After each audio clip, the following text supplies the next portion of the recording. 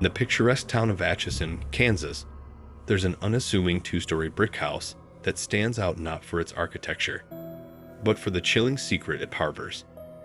Known as the Sallie House, this dwelling on 508 N 2nd Street has become a beacon for paranormal enthusiasts and a source of terror for those who have experienced its mysteries firsthand.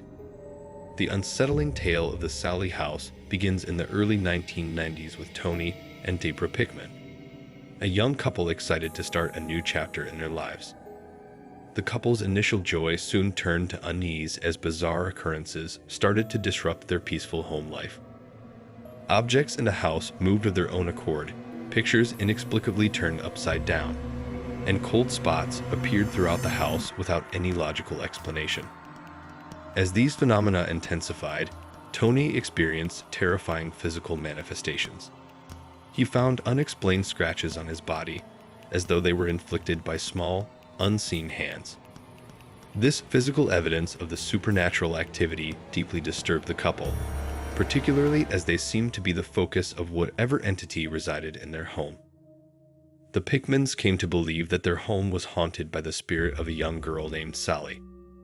According to local legend, Sallie was a young girl who tragically died in the house under mysterious circumstances in the late 19th century. The lore suggested that Sallie had fallen gravely ill, and in a desperate attempt to save her, a doctor was summoned to the house.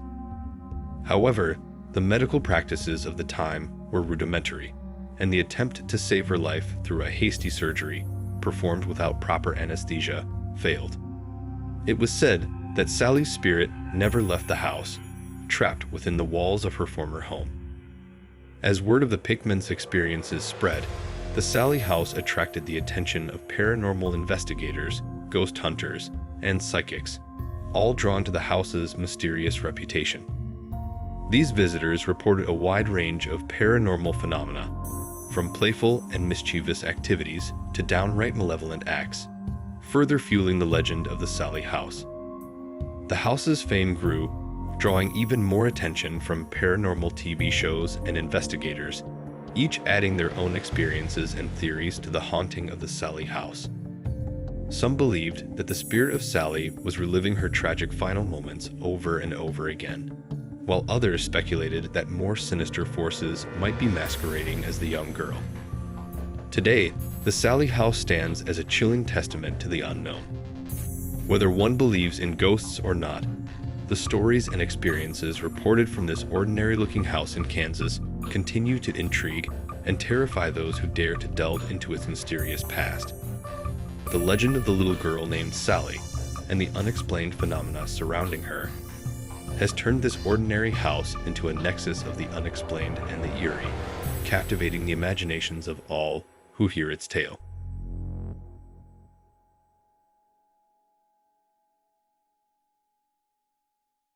In the small town of Street Francisville, Louisiana, there's a famous old house known as the Myrtles Plantation. This house, built way back in 1796 by a man named General David Bradford, is known for being one of the spookiest places in the United States. People who love ghost stories and mysteries are drawn to this place because of its haunting tales, especially the story of a ghost named Chloe. The Myrtles Plantation has changed owners many times, and each owner has added to its long and often scary history. But the most famous story from this house is about Chloe, a story that goes back to the early 1800s. Chloe was a slave who worked in the big house on the plantation. The legend says that one day, she was caught listening to private conversations of her master, Judge Clark Woodruff. As punishment, the judge cut off one of Chloe's ears. Feeling embarrassed and hurt, Chloe started wearing a green turban to cover her missing ear.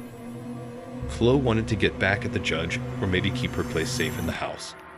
So she came up with a scary plan. She baked a cake and put poison from oleander leaves in it. Oleander leaves are very poisonous. She wanted to poison the judge, but instead, his wife and 2 daughters ate the cake and died. Feeling very guilty about what she had done, Chloe told the other slaves. They were afraid of getting in trouble because of her actions, so they decided to hang Chloe.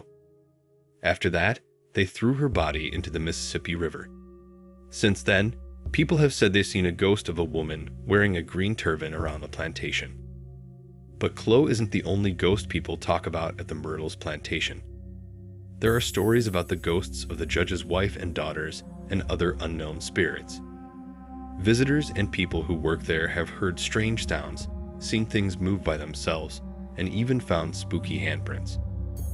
There's also a famous photo connected to the Myrtles plantation, known as the Chloe postcard. This picture seems to show the ghost of Chloe standing between two buildings. Some people think it's real, but others aren't sure.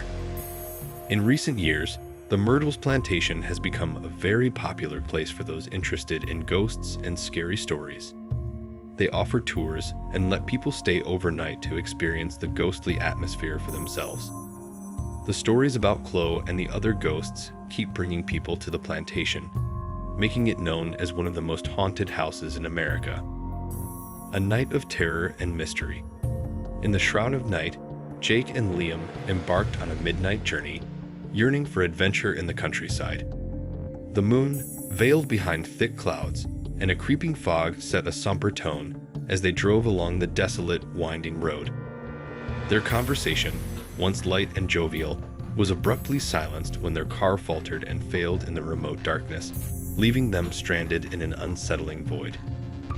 Enveloped by the thick fog, a sense of ominous foreboding intensified their predicament. The air, chilling and laden with an eerie tension, was suddenly pierced by a soft, eerie tapping on the car window. As they turned, a spectral figure materialized, a woman, her clothing tattered, eyes brimming with a profound sorrow. Rooted in fear, Jake and Liam could only watch as the apparition circled their car with disturbing, jerky motions. Her gaze, filled with an indescribable melancholy, met theirs for a fleeting moment before she vanished as cryptically as she appeared. This spectral encounter seemed to break the night's hold as the fog dissipated and their car sprang to life, as if awakened from a spell.